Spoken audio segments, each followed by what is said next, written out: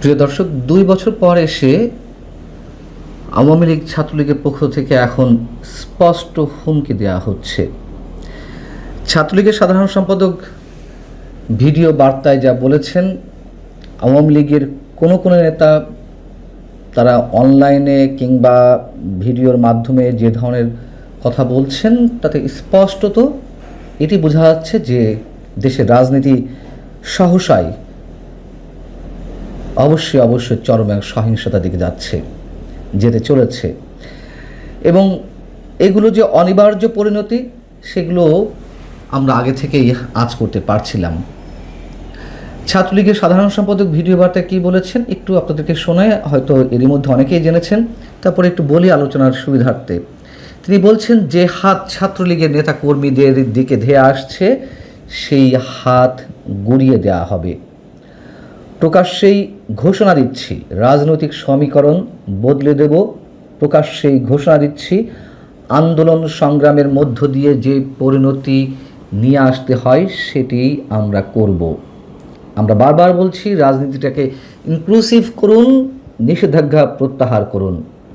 স্বাভাবিক রাজনৈতিক প্রক্রিয়ার মাধ্যমে যেভাবে জনগণ রায় দেয়, যেভাবে সিদ্ধান্ত গ্রহণ করা হয় সেভাবে করুন। আজকে দেখছি পুলিশকে লেলিয়ে দেওয়া হচ্ছে, নিজেরা আক্রমণ করছে, যারা আক্রমণ করছে তাদের যা শাস্তি পাওয়ার সময় মতো সব শাস্তি দেওয়া হবে, সেটি আইনানুগভাবে হোক বা রাজনৈতিকভাবে হোক।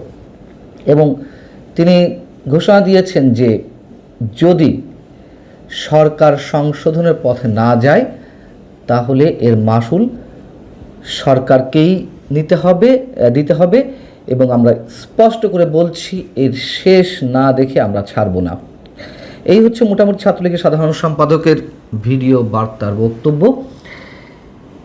এই যে বক্তব্য, তার যে কথা, তার মধ্য দিয়ে স্পষ্ট একটি বার্তা আমরা পাচ্ছি যে আওয়ামী লীগ আর বসে থাকতে চাইছে না। তারা এখন সহিংসতার পথে যাবে যদি তাদের রাজনৈতিক কার্যক্রমের উপর থেকে নিষেধাজ্ঞা প্রত্যাহার করা না হয়, এবং সেটি হওয়ার কথা।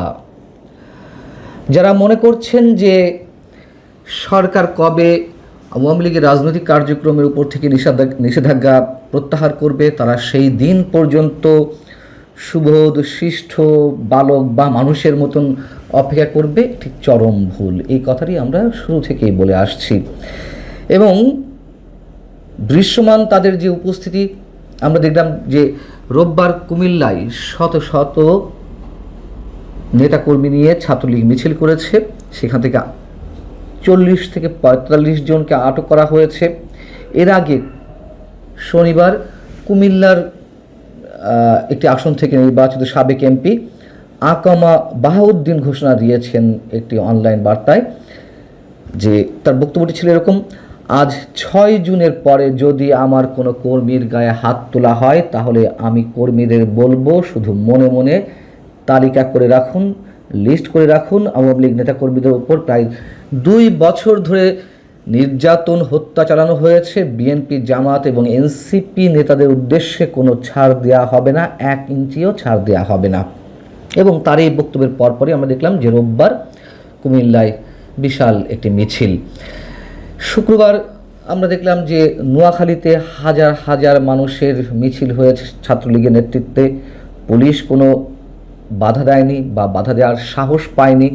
কর্তব্যরত পুলিশ যারা ছিলেন তারা সেখান থেকে সরে গিয়েছিলেন, যদিও পরবর্তীতে 24 জনকে আটক করা হয় ওই মিছিল করার কারণে।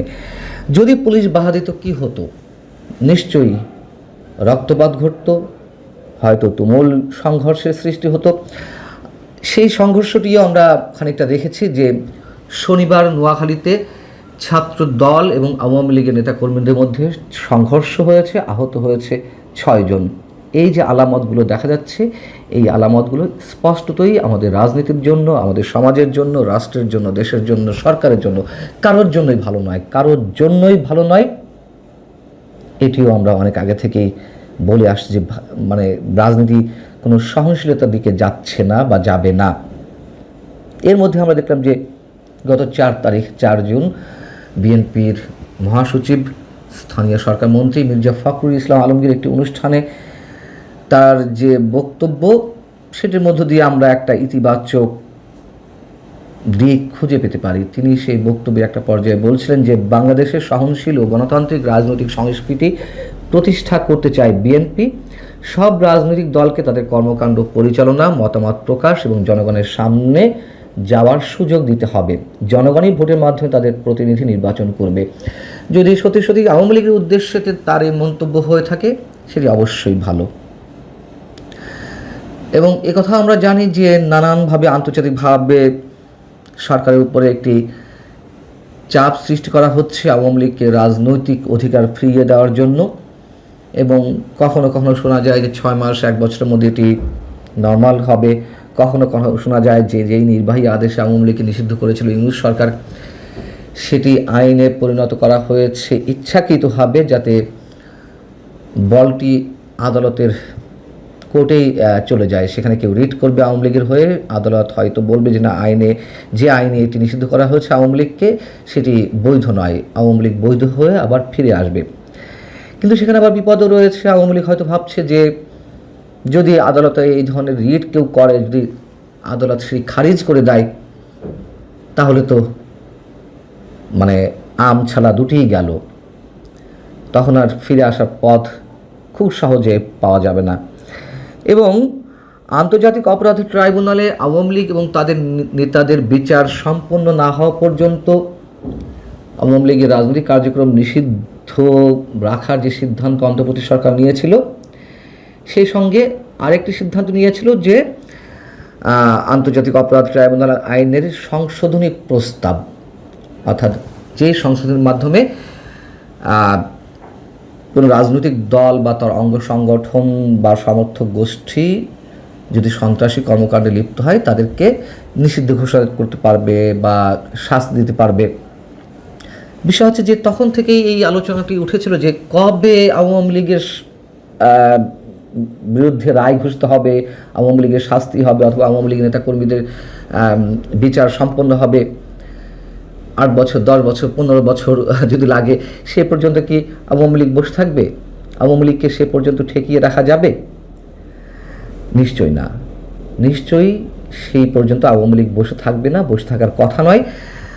বারবার আমরা একথাও বলে আসছি, যারা অপরাধী, 24শে আন্দোলনে যাদের বিরুদ্ধে নানান ধরনের অভিযোগ রয়েছে, হত্যাকাণ্ড থেকে শুরু করে সহিংসতা, যদি কেউ জড়িত থাকে অবশ্যই তার বিচার হোক, শেখ হাসিনা থেকে শুরু করে যে কেউ। কিন্তু রাজনৈতিক কার্যক্রম কেন নিষিদ্ধ রাখতে হবে? এই যে পুলিশ হত্যা হলো, শিশু হত্যা, ছাত্র হত্যা হলো, তাদের সঙ্গে কারা কারা জড়িত? শুধু কি আওয়ামী লীগের নেতাকর্মী বা আওয়ামী লীগের তৎকালীন যে সরকার, সেই সরকারের পুলিশ বাহিনী জড়িত, আইন শৃঙ্খলা রক্ষাকারী বাহিনী জড়িত? বিশেষ একটি গোষ্ঠীকে যখন দায়মুক্তি দেওয়া হলো, তখন তো বোঝাই যায় যে এই হত্যাকাণ্ডের সঙ্গে কারা কারা জড়িত ছিল।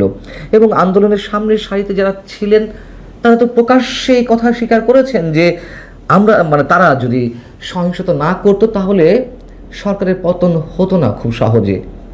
এবং এর মধ্যে দিয়ে আরও একটি বিষয় যে স্পষ্ট হয়ে ওঠে যে সেই আন্দোলনটি কোনো ধরনের অধিকার আদায়ের আন্দোলন ছিল না, কোটা বিরোধী আন্দোলন ছিল না, বৈষম্য বিরোধী কোনো আন্দোলন ছিল না। সেটি স্রেফ ছিল সরকার বিরোধী আন্দোলন, স্টেটের পরিকল্পনায়, যুক্তরাষ্ট্রের পরিকল্পনায়।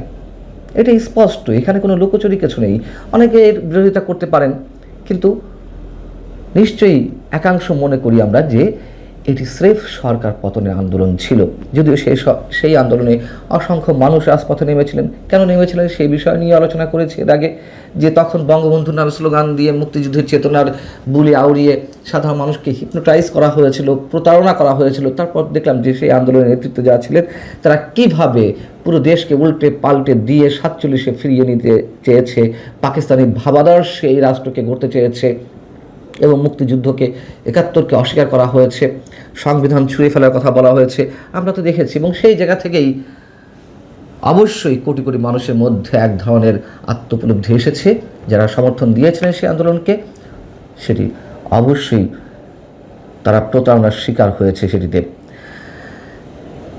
এবং শুধু আওয়ামী লীগ নয়, আওয়ামী লীগ বিএনপির মতো দলের শেকড় যেখানে সমাজের রন্ধ্রে রন্ধ্রে গ্রথিত, সেখানে আওয়ামী লীগ বিএনপির মতো দলকে নিষিদ্ধ করে কোনোভাবেই অবদমিত করে রাখা সম্ভব নয়।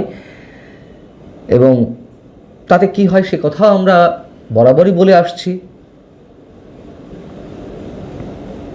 দেখা গেছে পৃথিবীর বিভিন্ন দেশে এই ধরনের আচরণের ফলে সংশ্লিষ্ট দলগুলো আন্ডারগ্রাউন্ডে চলে যায়, সমাজ রাষ্ট্র সহিংস হয়ে উঠতে বাধ্য হয় এবং তার পরবর্তীতে কি হয়, জঙ্গিবাদের চরমপন্থার সৃষ্টি হয়। এই জায়গার সূত্র ধরে আরও একটি কথা মনে করিয়ে দিই, যেটি আমি সবসময় বলি, আওয়ামী লীগের সময়ও যেমন বিএনপি সহ অন্যান্য বিরোধী দলকে রাজপথে নামতে দেওয়া হয়নি। কোনো ধরনের মিছিল মিটিংয়ে আয়োজন করলে তার উপরে সরকারি দলের ক্যাডার বাহিনী বা আইন শৃঙ্খলা রক্ষাকারী বাহিনীর সদস্যদের লেলিয়ে দেওয়া, এক ধরনের রাজনৈতিক শূন্যতা সৃষ্টি হয়েছিল, যার মধ্য দিয়ে ডক্টর ইউনূস সরকারের মতন একটি জঙ্গিবাদী সরকার আমাদের সামনে এসেছিল। সাম্প্রদায়িকতার চরমভাবে উত্থান আমরা দেখেছি। ঠিক একইভাবে এই সরকারের সময়ও আওয়ামী লীগ সহ আওয়ামী মনোভাবাপন্ন যে দলগুলো তাদেরকে যেভাবে অবদমিত করে রাখা হচ্ছে, তাতে আরও একটি ডক্টর ইউনূসের মতন জঙ্গি শাসন আসতে পারে, অস্বাভাবিক কিছু নয়। এটিই প্রকৃতির নিয়ম, এটি রাষ্ট্রবিজ্ঞানের সূত্র।